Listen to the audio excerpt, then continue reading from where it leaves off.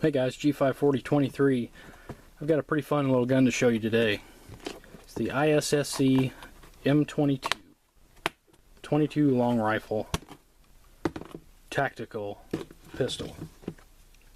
Go ahead and safety check it.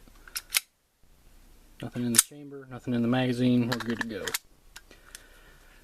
At first glance you'd kind of think it's very Glockish, but once you get up close it's pretty different. You have front slide serrations, kind of a different Picatinny rail, different slide stop, and kind of a G18-ish safety. But I think the biggest difference of all is that it is a hammer-fired 22. And even if you look at the sights, very Glockish. But they are adjustable for windage, which is always a good thing. Nevertheless, it is a 22. I don't think you're ever going to find a 22 that is 100% reliable. But a very good teaching tool for people that are recoil sensitive or that are new shooters. You really can't go wrong with a 22 for teaching purposes, I don't believe. The magazines are built like a friggin' tank. These things are all metal except for the follower and the base plate.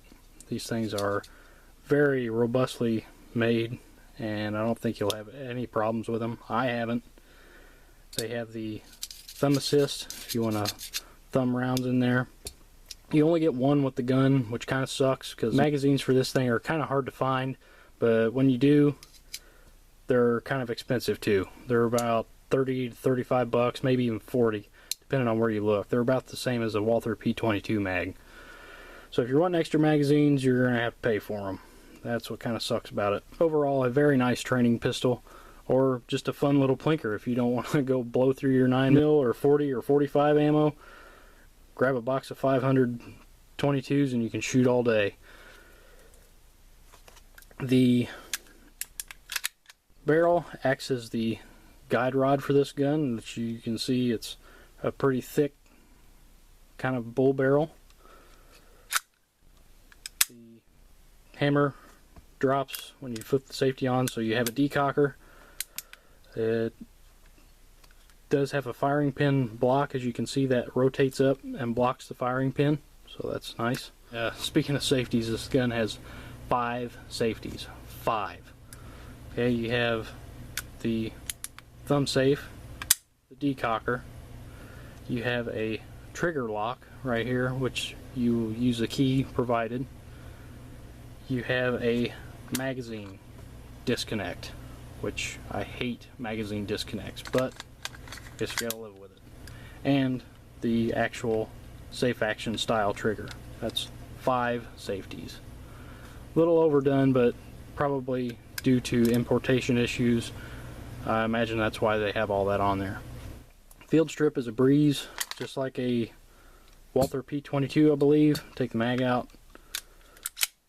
We'll check the weapon again. Just be safe. Have the hammer cocked, safety off, and we're going to pull down on the takedown tabs and pull back on the slide and lift up and let it forward. Your recoil spring's right around your barrel, and this recoil spring is tapered. It is smaller on one end than it is on the other.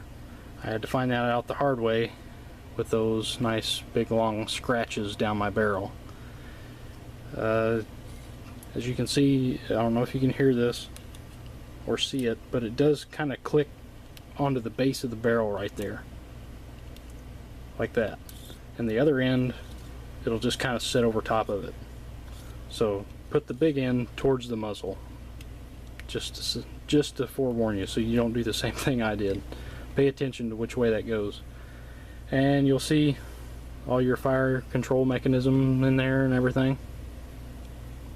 Very easy to take down. And while I have it taken down, I'm going to show you one of the issues I had with this gun. The front sight posts that come with this gun, you only get one. After the second magazine, mine was gone completely. It popped off.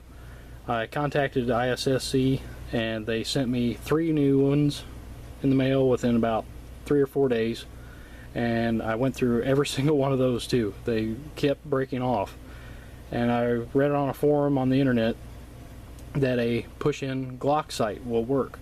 So I went to a local gun shop and found a Glock push-in sight that they had laying around, and they sold it to me for like $2.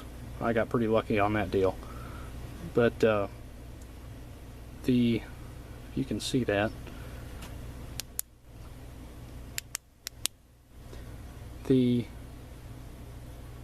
Glock push-in sight has a small pin that sits in between the two ears on that sight, and that I think is what helps it out most. The ISSC sights did not have that, and the ears kept breaking off. So if you have the same trouble, don't be surprised. I forewarned you. But to put it back together, you just line your spring up with the hole in your slide and put your barrel through, and you're going to have to hold down your takedown tabs, pull it back, and set it over the frame and let it forward. Just like that. Overall, a very good tactical 22 pistol for training or plinking or whatever you want to do with it. I don't think you can go wrong with it. I had a lot better luck with this than I did my Mosquito. My Mosquito was very finicky with ammo. This thing pretty much fed everything I threw at it.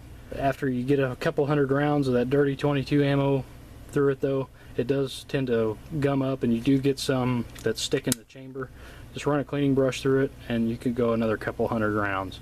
So I don't really see that as an issue. It's a 22. It's gonna get dirty, it's gonna jam. I kind of expected that. So if you're looking for a small 22 to plink with, definitely check one of these out. They're about the same price as a Sig Mosquito or a P22. The grip size is a little bit bigger than a P22.